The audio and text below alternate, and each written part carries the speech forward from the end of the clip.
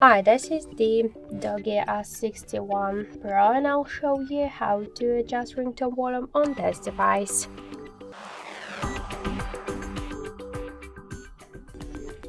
So first let's open the settings app and then tap to the sound section. To change the ringtone volume, we should just slide to the left or to the right side this dot on the volume panel, just with our finger by this way. And also we can make it by another way, just by pressing up or down volume button. And as you can see, that's so simple. Thank you for watching, and if you like this video, leave thumbs up and subscribe.